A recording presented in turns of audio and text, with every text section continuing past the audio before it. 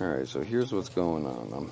Somehow it seems like I'm losing a rotor, but when I do a compression test, everything tests out good. I just cleaned the injectors, I resoldered the TPS sensor, wires to the harness and everything, so all that's legit. New map sensor, resoldered the plug and harness on it. Everything around here seems to ohm and test out good when it comes to the coil packs, spark plug wires, spark plugs, like everything ohm tests perfect. So I'm not really too sure what the hell's going on here. But here's the compression test. This is the front rotor. Overall PSI on the front rotor was about 90 PSI, and I got about 100 PSI almost out of the back rotor. So there's about a 10 PSI difference. But this is showing the pulsation of the three spots of the rotor.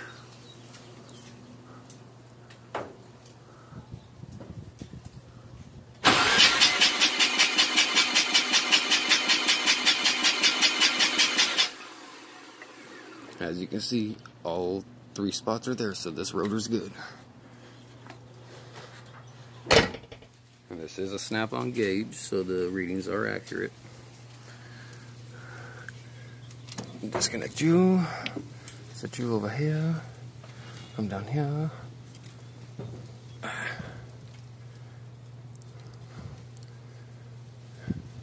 And if you want to get the overall PSI, you leave the straighter valve in it. If you want to get the pulsation to see if you have all 3 pulses, you remove the straighter valve. And on your compression test gauge, you're going to have 2 different lengths when it comes to this actual hose. To get accurate readings, you need the longer one, because I tried the shorter one at first and I was getting inconsistent readings. So now it's on the back rotor. That was the front rotor. Now we're on the back rotor.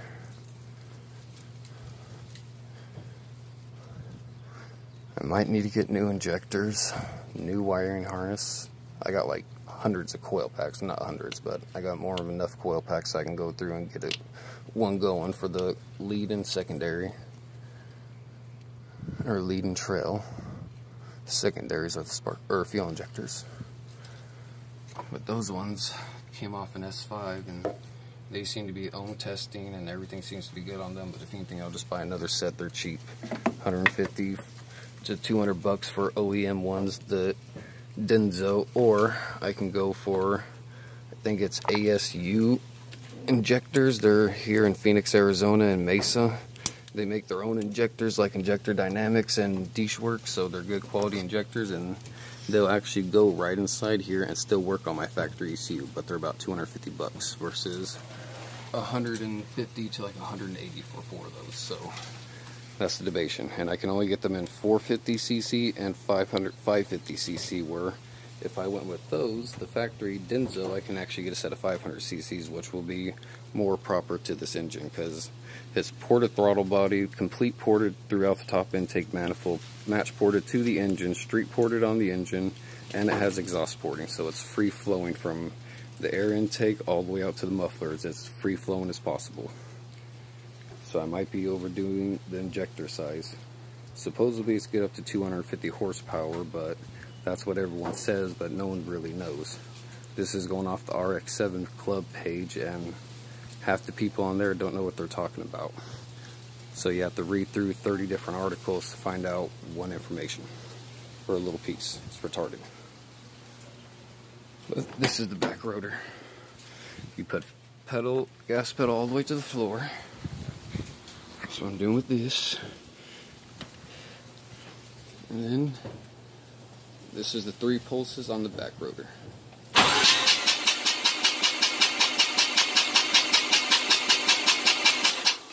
See, all 3 pulses are there. So this engine did not drop an apex seal like what I thought it did, because it runs like it's on one rotor or it's trying to foul out the spark plugs. But I did damage the spark plug wire. Yes, I believe it is you. Yep, this little guy right here. Once this damn thing zooms in, this tiny little mark right there is actually a crack. And I found out the hard way, because when I was reaching down here jiggling these damn wires, a spark came out of that and said hello to me, and it fucking hurt. Supposedly these coil packs put out about 80 to almost 100,000 volts.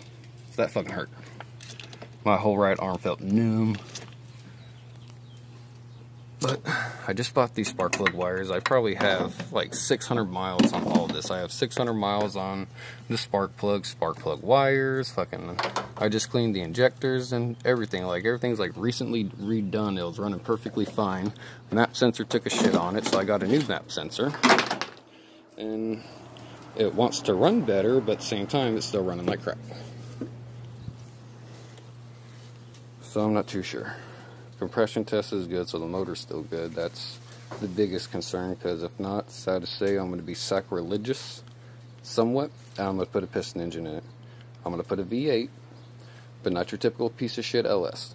I'm going to put a 1UZ out of a Lexus LS400. They make an adapter plate that will actually bolt the 1UZ engine to the factory RX-7 transmission, which is perfect. And it doesn't matter if it's turbo or NA, he'll still bolt up because the bell housing setup is still the same. It's just on turbo transmission you can handle more power, where this NA, if I clutch kick it too hard, I might pop it. And then the way the factory 1UZ motor mounts actually drop out, you can either make a bracket that goes all the way down there to line up to where the factory motor mount is and kind of bolt inside there, and then use one of those holes up inside there and actually run a second bolt. So then with that setup, you can actually make it to where I can make it to where I can actually put a 1UZ in this, rebuild my rotary, get a wiring harness, Haltech ECU, everything the way I need it to make the rotary run perfect. And in the meantime, I can have a 1UZ V8 L, or it'll be considered an LS, but it's actually better because it's dual overhead, all aluminum. But I can have one of those inside here, make 260 horsepower, 280 foot-pounds of torque the way it is.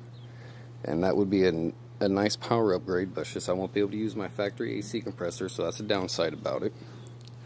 But I can drop a 1UZ inside here. It takes like 5 or 6 wires to actually start the engine and run it, power and grounds.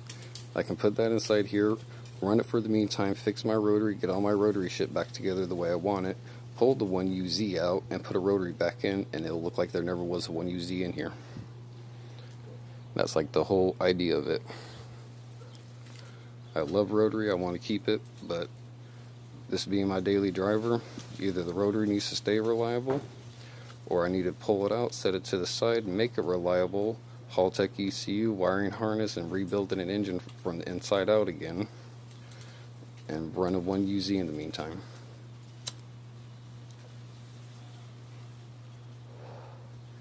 This thing is a hassle. But the engine's good, so I just got to figure out if it's the wiring harness, more likely the injectors. Because I messed with the TPS sensor when I had it revving up, I was pushing in and it was doing something, so TPS is connected and working the way it should be. Map sensor is brand new, it works out. Everything's working out besides the fuel injectors probably being clogged. And the coil pack's kind of going out, and the spark plug wires going out, even though the spark plug wires are brand new and the coil pack's just recently ohm tested out good. But it's a little update what's going on.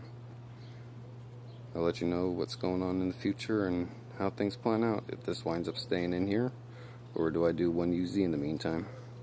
But the only downside is the 1UZ is going to be about $2,000 to put inside here. We're rebuilding this rotary engine with the wiring harness and everything is about the same price. And I have this engine and about 4 others back there. So I have enough rotary engines, and it's only $700 to rebuild a rotary engine. That's just the cost of parts.